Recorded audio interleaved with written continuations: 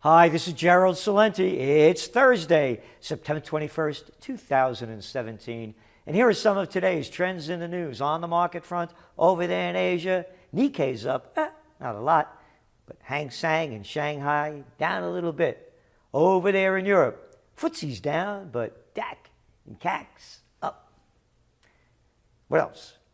Markets over here in the States, boop, down a little bit. Oil, bloop. Gold, bop. What's going on? Well, yesterday was the big day. The Fed spoke.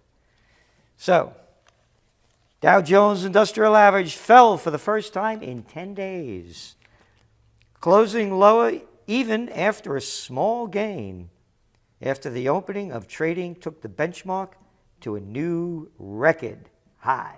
So they're worried about what the Fed is saying. And that's why gold prices went down, because you know the story. The higher interest rates go, the stronger the dollar gets, the lower gold. And gold didn't have a good day today, closing at $12.90. So it's below that 1,300 mark. And you know what we've been saying? Had to go over 1,400 to gain strength and didn't make it. So now it's lost about $60 from its high. And oil, where's oil? Well, oil's doing nothing. Oil's waiting tomorrow to hear what they say over there at that OPEC meeting that they're going to have, and whether or not they're going to extend their curtailment of production down some 1.8 million barrels per day. So you can bring it on for another year. It looks like they will, but they get more production from other places. And once this hurricane mess cleans up, you're going to start seeing more production coming up online as well. So the prices that you see are the prices that you get. We don't see it changing much from that at all. And what else do we have over here? Some of the news about the Fed's statements yesterday. Fed to unwind crisis-era stimulus. Crisis-era stimulus. Isn't that a nice name, huh? How about money to enrich the rich and keep the Ponzi scheme going? Because it didn't help we the little people. But that's not what they say. The basic message here is the U.S. economy's performance has been good, said Fed Chairwoman Janet Yellen. You ready? The American people should feel the steps we have taken to normalize monetary policy are well justified given the very substantial progress we've seen in the economy. Yeah, hey, 78% of the people in the U.S. are living paycheck to paycheck. It's all in your mind. All those people in Florida and Texas that have no dough to fix their homes and have no insurance, don't worry about it. You have plenty of money. The economy's been great. You know the jobs that were created, folks, by Obama. Yeah, you know how he bragged he created all them jobs. Yep, got to keep his legacy going. What was it? 94% of the jobs, according to the Harvard-Princeton study, were what? Temporary work? Oh, and of course the people are feeling great because 51% of the people working full-time are earning $30,000 or less. And what else do we have here? The median projection for the longer run level of interest rates edged down to 2.75% from 3% in June. The median projection. So in other words, they're saying that by 2020, that's what we're going to have. This is no interest rate rise at all in reality. This is a temporary setback for gold. The Ponzi scheme continues. Because if you look at from when they began raising interest rates, it's only, in 2015, they've raised them some 4 times. It's no money at all. It's only up to between 1 and 1.25%. And when you adjust inflation into that, you're still well in negative territory. The Fed has raised rates by a 0.25 percentage point 4 times since late 2015. Officials released their projection of interest rates for 2020 for the first time. And as I said, What they're saying is that many officials see little need to raise rates after 2019 and possibly once in 2020. So there you got it. It's at a critical point because the global economy is not that strong. It's been growing slowly because today the Organization for Economic Cooperation and Development urges more private investment to sustain upswings in leading economies. Economic performance is improving in most of the world's leading economies, but is still short of a self-sustaining upswing, according to the OECD. I guess they're not on the same page with Yellen, because what do we have? The growth under Trump is as bad as it's been under Obama. Hardly any growth at all, around the 2% mark. Emerging market sovereign debt doubles in a decade. Well, I'm mentioning this because if interest rates go up and the dollar goes stronger, overall the debt pile of emerging market governments has more than doubled over the past decade, from $5.2 trillion to an estimated $11.7 trillion, as countries have borrowed record sums to plug fiscal gaps. And what'd they borrow that money in? Yeah, dollars. And what happens when the dollar gets stronger? Their currencies get weaker. And they got all this debt that they have to pay back? How are they going to pay it back? So,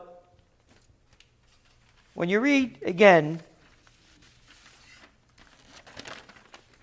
what the Wall Street Journal is writing, and other newspapers, about what the Fed is going to do, there are also questions on how they're going to unwind all of this quantitative easing. How are they going to do it? Here's the answer. Yellen's next step, she isn't saying. You know why? Because they don't know.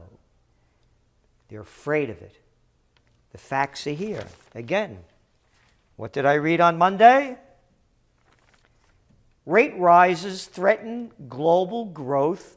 The Bank of International Settlements chief economist warned that when rates start rising, companies and markets are at risk because central banks' easing has raised bond and equity prices beyond their fundamental value and led some companies to accrue debts or avoid repaying ones amassed in the run-up to the 2008 crash.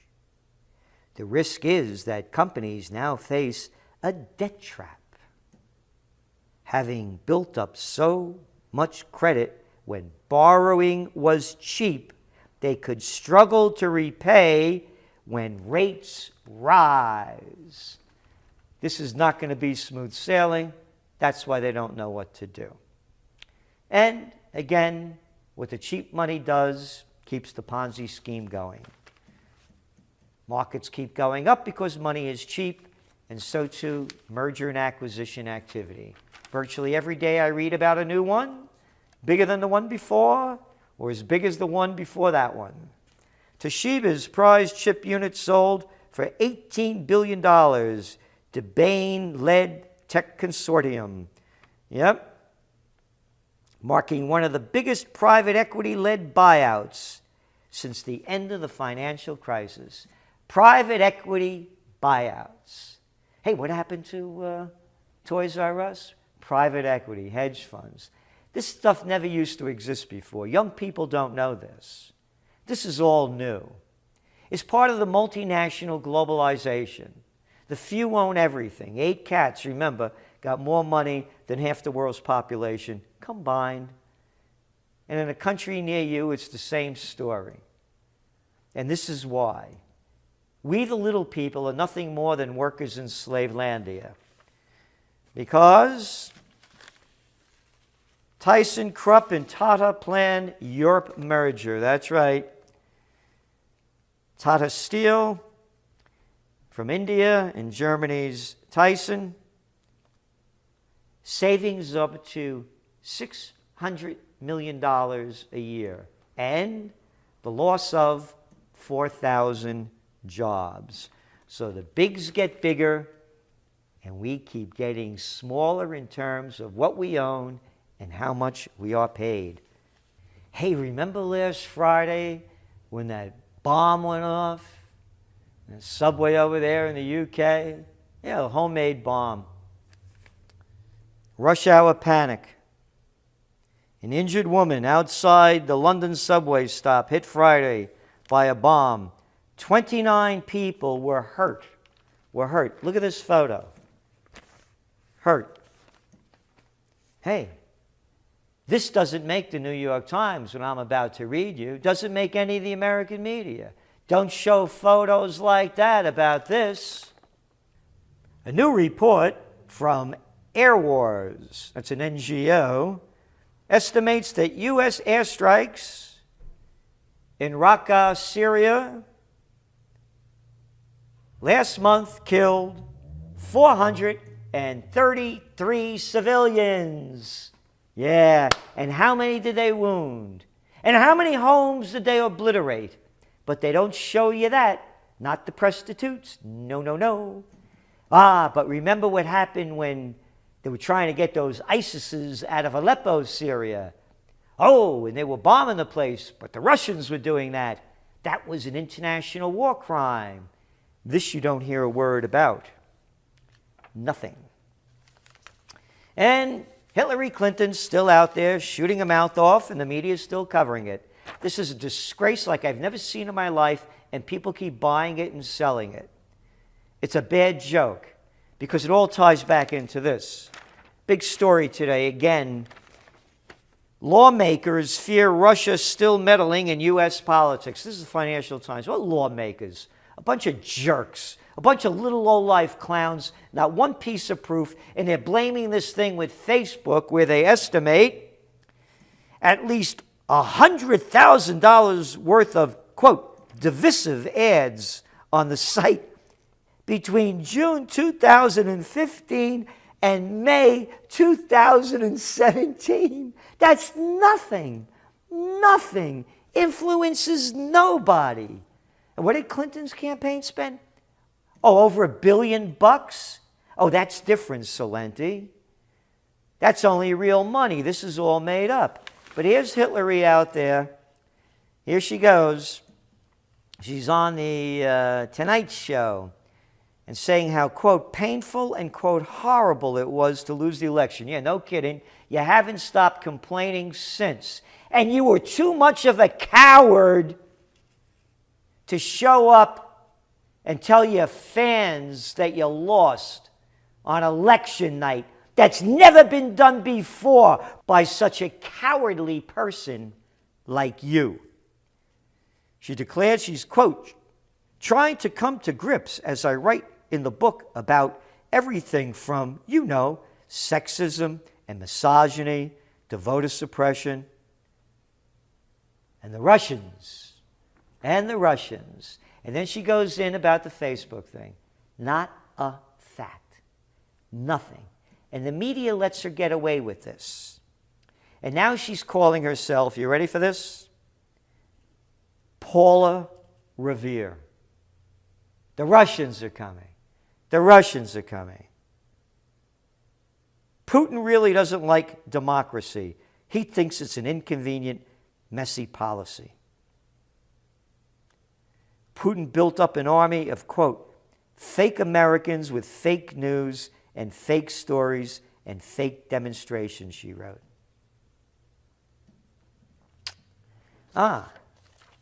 Ousted federal prosecutor, a Trump critic, will join CNN as a, quote, analyst. No, as a prostitute. Why would anybody listen to this clown where you know where he's going to be coming from? But that's all the media has become. And that's why it's important to, of course, read the Trends Journal, subscribe to our services. It's real news. Because here it goes back to our fall 2016 Trends Journal. reality champ wins presidential reality show. Here we go. This is why Clinton lost.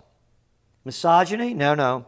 In fact, Trump received about the same number of white male votes as did Mitt Romney in 2012. But none of the media is saying that. You know why? Because they hire little prostitutes to put out propaganda. They get paid to put out. And despite Hillary Clinton playing, quote, because misogyny she brings up next, women to be elected president, since she launched her campaign in 2015, she received 2 million fewer votes from women than Obama did in 2012 because they find you so disgusting. Yep. What else do we have here? Also, some 2 million black voters who cast ballots for Obama in 2012 did not cast ballots for Clinton. Overall, Clinton received about 10 million fewer votes than candidate Obama did when he ran in 2008. And the reason why the black people didn't vote for you is because of what your husband did. With 3 strikes, you're out. And all those nice jails that they privatized so the Clinton Foundation could make money from them in donations that put innocent people who've done little crimes in jail. And a lot of them were African Americans. So there you got it. Still hearing about Hitler. Well, Paula Revere, get on your little toy horse and ride out of here. We've had enough of you. This is Gerald Celente, and that's some of today's trends in the news.